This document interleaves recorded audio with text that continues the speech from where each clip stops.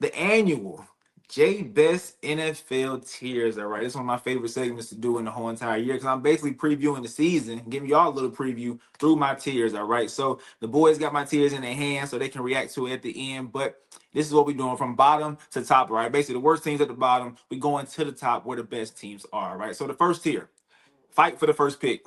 All right, Rell, I love you, but I'm sorry. The Saints and the Browns, all right, they're fighting for the first pick. All right, look, the reason why they're in this tier is because there's no argument for success. I can't make an argument for the Saints to be successful this year. I can't. I can't make an argument for the Browns to be successful this year. I just can't do it. Now, Rell, when you react to this tiers, maybe you can give us a reason for them to be successful. But right now, I can't give you an argument for either one of those teams. All right, next, shades required. Put the fake shades on, guys. All right, because the future is bright for the Giants, for the Titans. Okay, look, if the Titans hit on this pick, if they did hit on this pick, if Cam Ward is that guy, then they took a step in the right direction. So you know what a good QB can do in this league, right? We've seen young QBs come into the league and completely change franchises. I'm not saying Cam Ward about to do what Jaden Daniels and C.H. Stroud did over the past 2 years, but he's brought a bright future to this team. Same with the Giants. Y'all remember a couple years ago when the Texans drafted Will Anderson. Drafted C.J. Stroud, then traded up and drafted Will Anderson, right? Well, guess what? The Giants drafted Abdul Carter, traded up and got Jackson Dart. This could be the two picks that flip this franchise around moving forward. Jerrick's not big on Jackson Dart, but I am. And also him having Malik Neighbors will just help him elevate his game immediately. All right, so the future is bright for those teams, but no success this year for them too. All right, next tier. Low ceiling. Okay, all of these teams to me have a very low ceiling. None of these teams to me can finish better than third in their division. We got the Raiders, the Jets, the Cowboys, Seahawks, and Chargers. All right, the Raiders, look, I think their O line stinks. All right, you went and drafted Ashton Genty because you want to run the ball. Well, guess what? It's two parts to that: a good running back and a good offensive line. They don't have that. The defense, guys, outside of Max Crosby, who's making plays on the defense? Nobody. The defense was bad last year. It's gonna be bad again this year. Sure, they added Jeremy Cheney, Landon Roberts, cool, right? But those are not game-changing players. Those are not players that's gonna change your defense around. So they're gonna struggle this year. The Jets defense. I thought it was gonna be great last year. It let me down. All right, so I can't be sure this year the defense gonna be elite. And then offense, look, Justin Fields don't have that much to work with. Outside of Garrett Wilson, what are we looking at? Right, you got Mason Taylor, who they got from LSU, but I mean, like, what is he working with? You know what I'm saying? Justin Fields himself got some things to prove too. So I think this team just don't have a high ceiling this year. All right, same with the Cowboys. You traded Michael Parsons, they're gonna suck this year. Period. And the best they can finish is third because they're not finishing ahead of the Eagles or the Commanders. The Seahawks.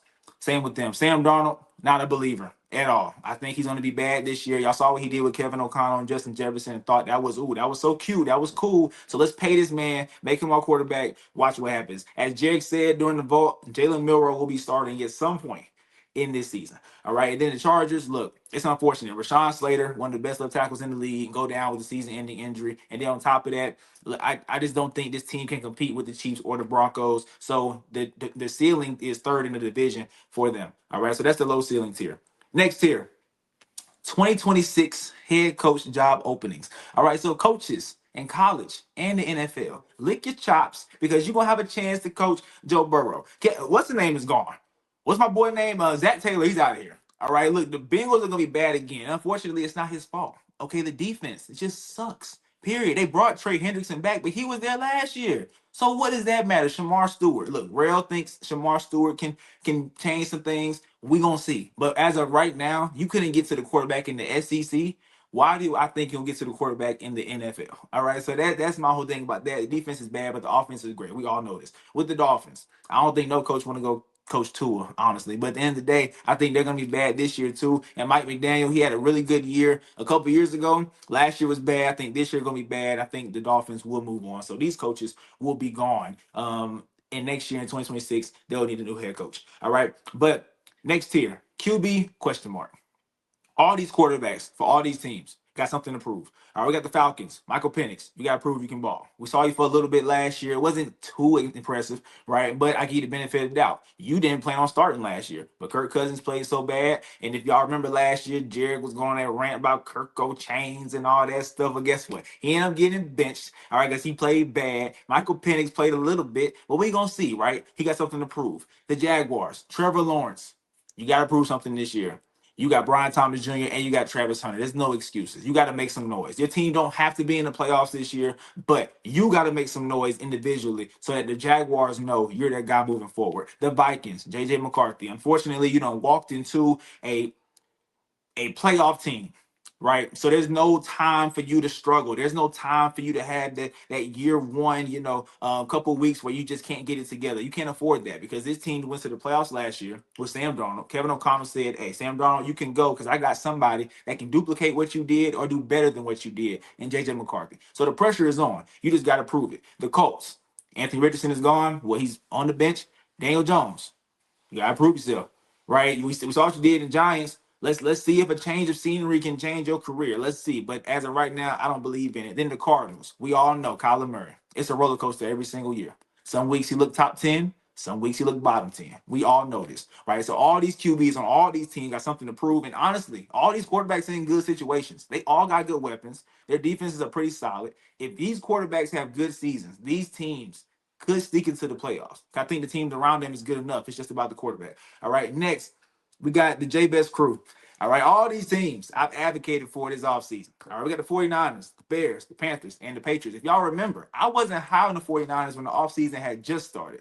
But then I saw the schedule. They got the easiest schedule in the league. This team can very well win their division. I don't think they got a lot of playoff success in their future, but I do think they can win their division this year just because they are still a good team. They lost a lot of players, but they're still a good team. Brock Purdy, very underrated. Christian McCaffrey is healthy going into this season. Still got George Kittle. Ricky Pearsall, who was the first round pick last year. Jawan Jennings hopefully will play eventually, and Brandon Ayuk will be coming back. Still got Trent Williams. Offensive line is good. Defensively, still got Fred Warner and Nick Bosa. Right, two of the top players in their positions. All right, so you're gonna be good. The Bears, look, I'm high on the Bears this year. All right, even after the Packers trade, I'm still high on the Bears this year. Look, I love Caleb Williams. What he can do with Ben Johnson, I think is going to be great. And then defensively, they were solid last year, so all you got to do is be solid because offensively, I think things are going to click. DeAndre Swift, Roman Dunzy, right? DJ Moore, Colston Loveland, Cole Kmet. He has weapons. Let's just put it all together. The Panthers, all right?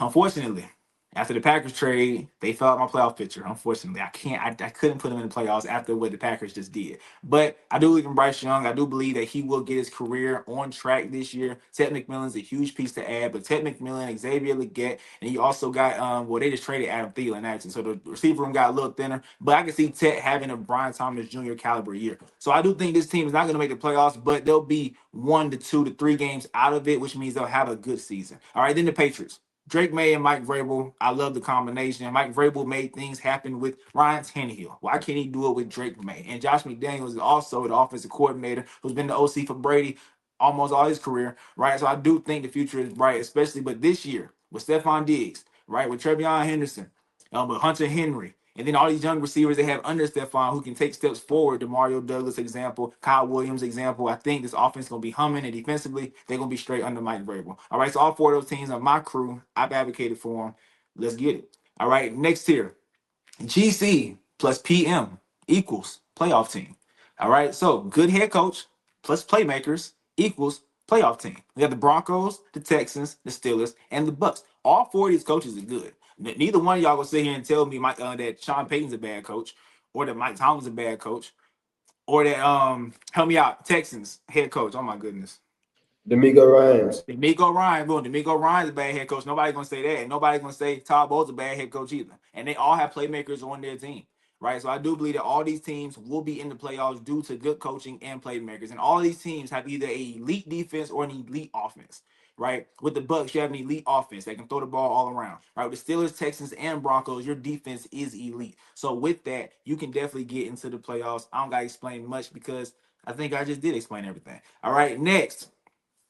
Playoff questions. Okay. Playoff questions for these teams. All right. One of them is about getting there, and one of them is about when you get there, how successful will you be based on these questions? So, first up, we got the Commanders. All right. The question is, will the defense be better? The defense was a problem last year. And also last year, they won a lot of close games. So, did the defense get better? If it did, I could see a good outcome for this team. But if it didn't, then this team could be on the wrong end of the stick come postseason. Then also, will Jaden have the year 2 slump? That's something that's looming in the air. Will he have that year 2 slump? Both of these questions could keep them out the playoffs low key. All right. And then we have the Lions. 2 questions. Will the coaching changes affect the Lions? They lost almost all their coaching staff. right? They do have Dan Campbell, but everybody else is pretty much gone. Will that affect this team this year? And then also, will Jerrick Goff or Dan Campbell single-handedly lose a playoff game? The last two times we've seen this team in the playoffs, we saw Dan Campbell choke the game away against the 49ers. And last year, we saw Jerrick Goff throw the game away against the Commanders, right? So two of your biggest liabilities, low-key, in the playoffs are your head coach and your quarterback. So can they get it together when it comes postseason? We'll see. But those two teams have big questions, but they're good teams. All right. Next up, fighting for silver. So I don't know if y'all remember. Y'all remember Usain Bolt, right? When Usain Bolt raced, it wasn't about who's gonna win. The debate was who's coming in second, who's gonna be and get the silver medal, right? Because Usain getting the gold. All right, so we got the Rams and the Packers. All right, both of these teams made huge additions to their team to get over the hump. The Rams added Devontae Adams, right? The Packers added Michael Parsons. But at the end of the day, they both lost to the Eagles last year. They're gonna lose to the Eagles again. All right, so this is who gonna finish second, basically, because we all know who gonna get the gold. All right. We almost done, but look, ghost of playoff past. Ghost of playoff past. We got the Ravens and the Bills. Look, it's this simple. Josh Allen, when you gonna beat Mahomes? Right? That's basically that's the only thing that's stopping y'all from getting to the big dance is Patrick Mahomes. All right. So that's the ghost of playoff past is will you beat Mahomes?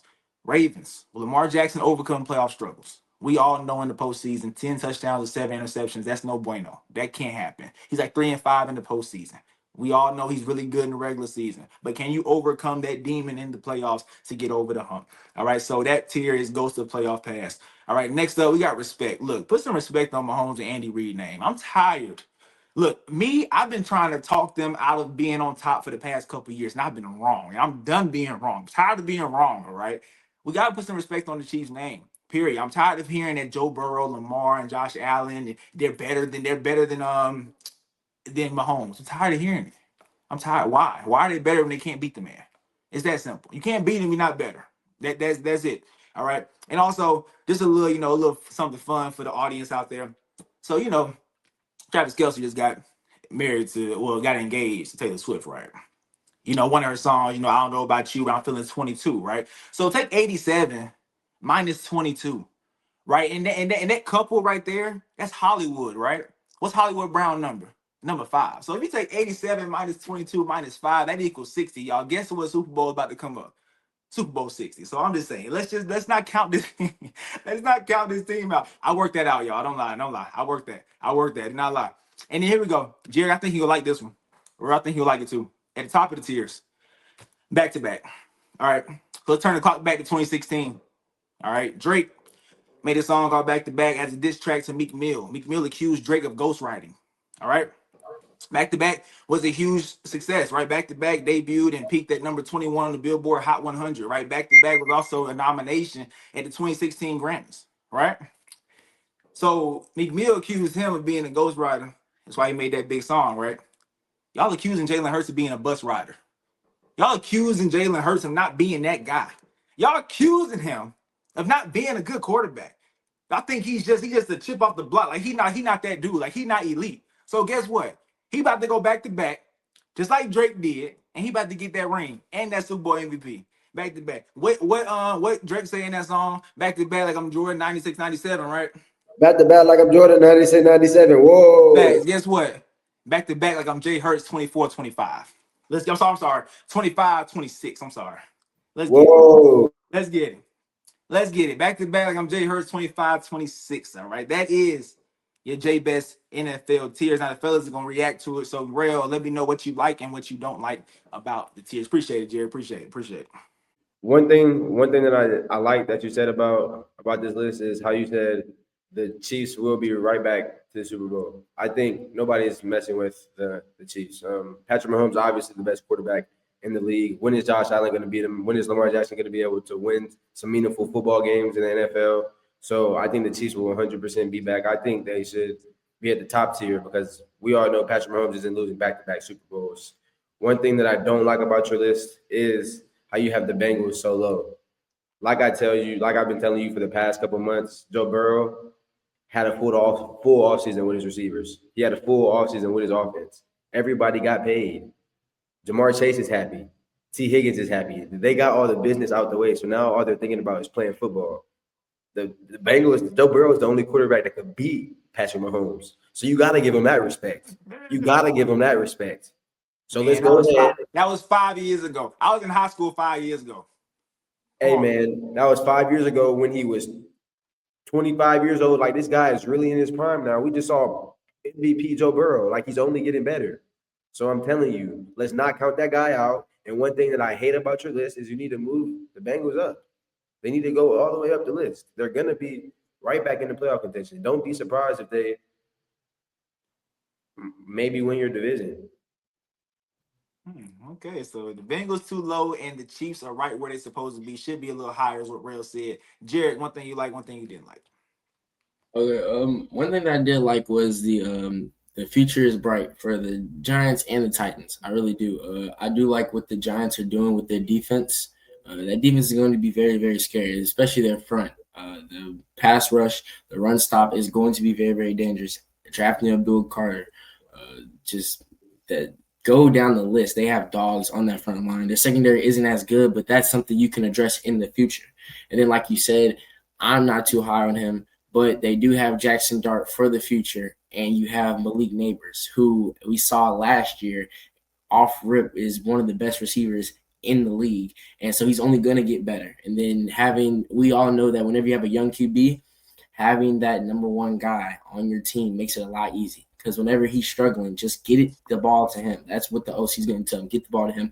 They also have Tyrone Tracy Jr., who I actually am a little bit high on. I know they drafted Cam Scatbo, and a lot of people, he's a fan favorite down there in New York. But Tyrone Tracy Jr., don't sleep on him. Like he last year there was a stable of running backs, and then come week 6, he took over with the workload, and he was shown that he can take over and he can be a good running back for that team. And then the Titans, of course, I think number 1 pick Cam Ward, that's just solid. Like, that is really where they need to go. I think that he's going to be a good QB in this league. Looking at his college offense, you can't really look at any of those guys he had to work with and tell me where they are right now in the league. I know that one of his wide receivers is on his own team's practice squad, probably just because he said, hey, GM, I want you to keep this guy around because that is his former teammate. But looking at that whole offense, who was one of the best offenses in college football, nobody is really on a roster looking to make a name for themselves this year in the league. So that just alludes to the talent that Cam Ward has. And I think that having Calvin Ridley, having Tyler Lockett, that will help him for this season, help him to be able to transition smoothly this year, having those 2 weapons. And then in the future, of course, build a solid team around him. I do like that. And what I do not like about your tiers, what really, bothered me a little bit is I feel like Bryce Young needs to the Panthers need to take a step back into that tier with the Falcons, the Jags, the Vikings, the Colts, and the Cardinals, just because we saw shades of a good Bryce Young towards the end of last season, but that's all we saw were shades. We saw shades of Bama Bryce Young. And mind you, I'm pretty high on him going into this year. I think we're going to get that number 1 pick Bryce Young out of him this season, but there's still question marks beside it. He got benched last year. Yes, we say he played pretty good, but it wasn't at a high level. It was just better than what we've been seeing from him consistently before that point. So I do think that there's still some question marks beside that QB position in Carolina. I do think that he will be good this season. I do think he'll pan out, but just for your tiers, I think that he deserves to be in that tier with the Michael Penix Jr.'s, the Trevor Lawrence's, J.J. McCarthy, just because he hasn't proven that he can consistently have a season where he plays like the number 1 overall pick that he was. So that's just the only thing that I really don't like about your tiers. Everything else, overall, I pretty much do like. Pretty good tiers as always, but those are just the thing that I liked and disliked about him. All right, I appreciate the honesty, fellas. I appreciate it.